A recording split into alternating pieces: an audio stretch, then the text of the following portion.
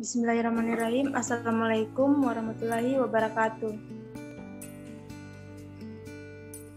Waalaikumsalam warahmatullahi wabarakatuh.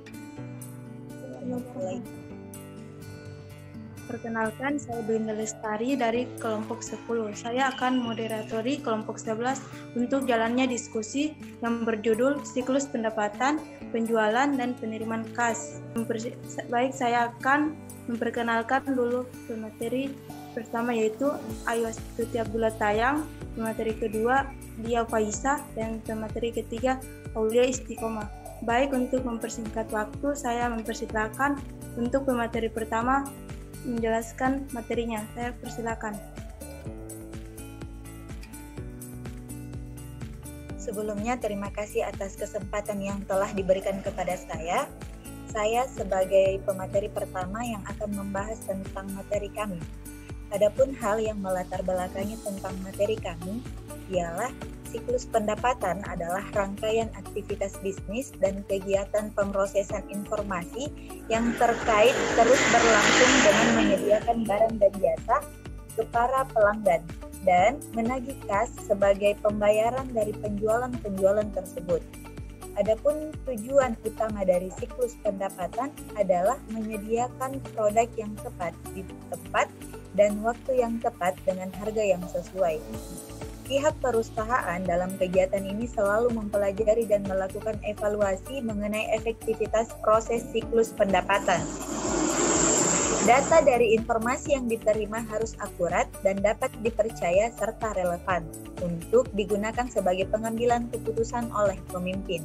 Menurut Romney tahun 2005, ada 3 informasi atau ada 3 fungsi dasar dari sistem informasi akuntansi dalam siklus pendapatan, ialah yang pertama, mendapatkan dan memproses data mengenai berbagai aktivitas bisnis. Kedua, menyimpan dan mengatur data tersebut untuk mendukung pengambilan keputusan. Dan yang ketiga, memberikan pengawasan untuk memastikan keandalan dan serta menjaga sumber daya perusahaan. Next.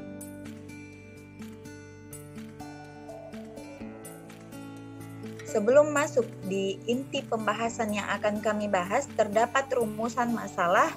Yang pertama, apakah yang dimaksud dengan siklus pendapatan? Kedua, aktivitas dasar pada siklus pendapatan. Ketiga, apa tujuan dari siklus pendapatan? Serta mempunyai tujuan masalah dari pembahasan yang kami buat ialah yang pertama, mengetahui apa yang dimaksud dengan siklus pendapatan. Kedua, mengetahui aktivitas dasar apa yang terdapat pada siklus pendapatan. Dan yang ketiga, mengetahui tujuan siklus pendapatan. Next.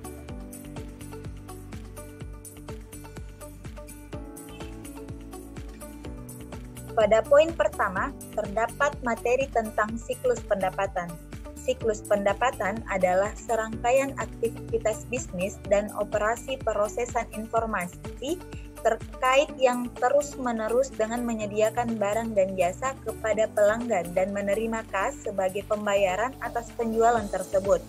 Pertukaran informasi eksternal yang paling utama adalah pelanggan. Siklus ini bertujuan untuk mengetahui perincian saat terjadi pemrosesan, penagihan kas. Adapun beberapa keputusan-keputusan yang penting untuk mencapai tujuan bersama yang mewakili beberapa pertanyaan. Yang pertama, sejauh mana produk dapat disesuaikan dengan kebutuhan dan keinginan pelanggan. Kedua, seberapa banyak persediaan yang dimiliki. Ketiga, bagaimana seharusnya dapat, berapakah harga optimal untuk setiap produk atau jasa. Dan yang terakhir, haruskah kredit diperpanjang untuk pelanggan? Sekian materi dari saya. Selebihnya saya serahkan ke moderator. Terima kasih. Saya akan mempersilakan untuk pemateri kedua untuk melanjutkan materinya. Saya persilakan.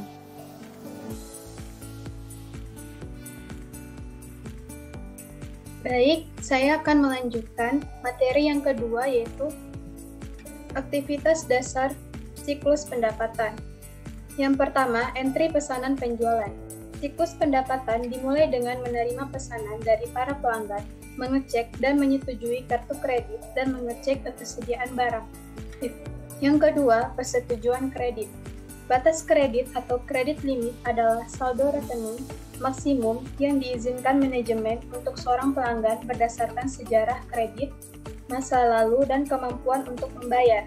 Jadi, untuk pelanggan yang sudah ada, persetujuan kredit hanya melibatkan pengecekan file induk pelanggan untuk memverifikasi adanya rekening, mengidentifikasi batas kredit pelanggan, dan memverifikasi bahwa jumlah dari pesanan plus saldo rekening terbaru tidak melebihi batasnya. Proses ini dapat dilakukan secara otomatis oleh sistem.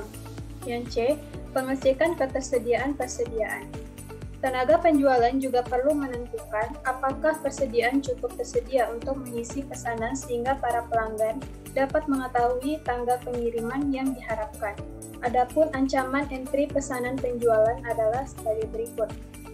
Yang pertama, ancaman pesanan konsumen yang tidak lengkap atau tidak akurat. Adapun prosedur pengandaliannya, edit check pada entry data. Yang kedua, ancaman penjualan kredit kepada konsumen dengan kredit yang jelek. Adapun prosedur pengandaliannya, persetujuan kredit oleh manajer kredit, bukan fungsi penjualan catatan yang akurat pada saldo konsumen. Yang ketiga, ancaman legitimasi pesanan. Adapun prosedur pengandaliannya, tanda tangan pada dokumen kertas, tanda tangan digital, dan sertifikat digital pada e-business. Yang keempat, ancaman stock out, crying, cost, dan markdown. Adapun prosedur pengandaliannya, sistem pengendalian persediaan. Yang kedua, pengiriman. Proses ini terdiri atas dua langkah, yaitu memilih dan mengepak pesanan, serta mengirimkan pesanan. Adapun penjelasannya sebagai berikut. A. Memilih dan mengepak pesanan. Kartu pengembalian yang dibuat oleh proses entry pesanan penjualan akan memicu proses pengambilan dan pengepakan. Para pekerja gudang menggunakan kartu pengambil untuk mengidentifikasi produk dan kuantitas dari setiap produk untuk mengeluarkan dari persediaan. Adapun ancaman memilih dan mengepak pesanan sebagai berikut. Yang pertama, ancaman resiko pengambilan barang yang salah atau dalam kuantitas yang salah. Adapun prosedur pengendaliannya, pemindaian kode batang dan RFID teknologi perbudakan otomatis. Yang kedua, pencurian persediaan. Adapun prosedur pengendaliannya, persediaan harus dalam sebuah lokasi yang aman dengan akses fisik yang terbatas. Seluruh transfer persediaan dalam perusahaan harus didokumentasikan, penggunaan teknologi informasi nirkabel dan label RFID, rekonsiliasi secara periodik, perhitungan fisik persediaan di tangan. Yang B, pengiriman pesan. Setelah dikeluarkan dari gedung, barang dikirimkan ke pelanggan setelah petugas pengiriman menghitung barang yang dikirim dari gudang, nomor pesan penjualan, nomor barang, dan kuantitas dimasukkan menggunakan terminal online. Proses ini memperbarui kolom kuantitas di tangan dalam file induk persediaan. Proses ini juga menghasilkan slip pengepakan berbagai salinan dari bill of lading. Slip pengepakan atau packing slip mencantumkan kuantitas dalam dan deskripsi setiap barang yang disertakan dalam pengiriman. Bill of lading atau konsumen adalah sebuah kontrak hukum yang menjelaskan tanggung jawab atau barang dalam transaksi. Ancaman dan pengendalian proses ini adalah ancaman yang pertama, pencurian. Adapun prosedur pengendaliannya, rekonsiliasi yang teratur atas informasi mengenai pengiriman dengan pesanan penjualan. Yang kedua, kesalahan pengiriman.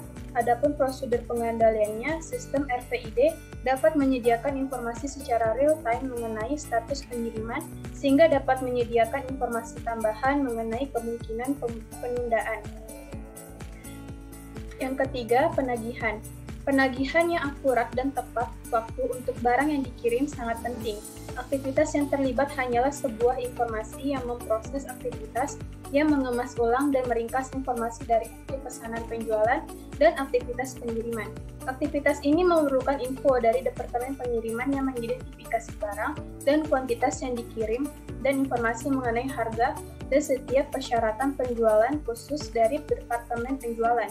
Sebuah sistem akuntansi yang didesain dengan baik dapat mengeliminasi seluruh kebutuhan untuk membuat dan menyimpan faktur. Setidaknya dengan pelanggan yang memiliki sistem yang sudah canggih, ancaman dan pengendalian penagihan adalah sebagai berikut.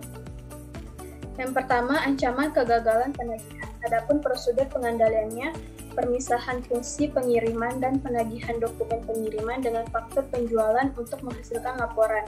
Yang kedua, kesalahan penagihan. Adapun prosedur pengendaliannya, memiliki sistem yang memuat data yang tepat dari file induk harga, membatasi kemampuan dari pegawai untuk membuat perubahan data tersebut. Baik, saya kembalikan kepada moderator. Terima kasih, dan selanjutnya saya berikan kepada pemateri ketiga, dan saya mempersilakan pemateri ketiga.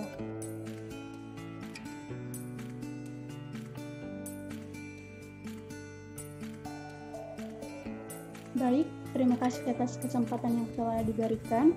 Saya akan melanjutkan bagian 4, penerimaan kas. Karena kas dan cek, pelanggan dapat dicuri dengan mudah, maka penting untuk mengambil langkah untuk mengurangi resiko pencurian. Fungsi piutang tidak harus memiliki akses fisik terhadap kas dan cek. Sebaliknya, kasir mengenai pengiriman uang, pelanggaran, dan menyetorkan ke bank. Teknologi informasi dapat menyediakan efisiensi tambahan dalam penggunaan peti uang. Dalam sebuah pengaturan peti uang elektronik atau elektronik lookbook, bank secara elektronis mengirimkan informasi pada perusahaan mengenai nomor rekening pelanggan dan jumlah yang dikirimkan segera setelah bank menerima dan memindai cek-cek tersebut. Ancaman dan pengendalian penerimaan kas sebagai berikut. Ancaman pertama, pencurian kas. Adapun prosedur pengendaliannya yaitu yang pertama, pemisahan tugas orang yang menangani atau setoran pembayaran dari para pelanggan seharusnya tidak memposting pengiriman uang ke rekening pelanggan. Yang kedua, penggunaan EFT atau FEDI dan peti uang atau logbook untuk meminimalkan penanganan pembayaran pelanggan oleh pegawai. Yang ketiga, mendapatkan dan menggunakan sebuah untuk menerima pembayaran EFT, FEA, dan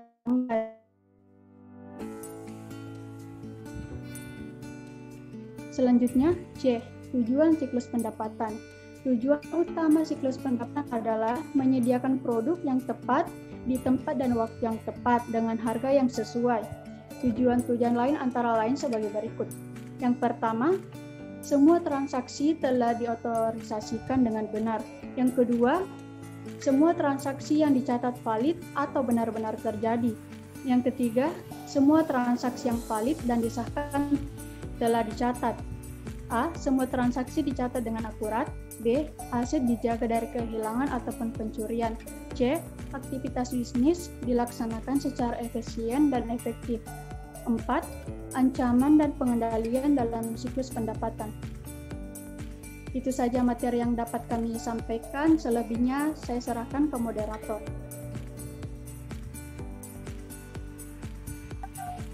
Terima kasih kepada pemateri pertama, kedua, dan ketiga. Baik, saya mempersilakan pemateri ketiga untuk membaca kesimpulan makalahnya. Saya persilakan. Baik, adapun kesimpulan dari materi kami yaitu sistem akuntansi sebuah organisasi harus didesain untuk memaksimalkan efisiensi dan efektivitas siklus pendapatan dasar atau entry pesanan penjualan, pengiriman, penagihan, dan penerimaan kas yang dijalankan. Sistem akuntansi tersebut juga harus menggabungkan prosedur pengendalian internal yang memadai untuk menanggulangi ancaman seperti penjualan tidak tertagih, kesalahan penagihan, dan hilangnya atau penyalahgunaan persediaan dan kas. Prosedur pengendalian juga diperlukan untuk memastikan bahwa informasi yang disediakan untuk pembuatan keputusan akurat dan lengkap. Sekian, saya kembalikan ke moderator. Itulah tadi hasil presentase dari kelompok 11 yang berjudul Siklus Pendapatan, Penjualan, dan Penerimaan Kas. Bila ada kesalahan kata, mohon dimaafkan. Wabillahi taufiq hidayah. Assalamualaikum warahmatullahi wabarakatuh. Waalaikumsalam warahmatullahi wabarakatuh.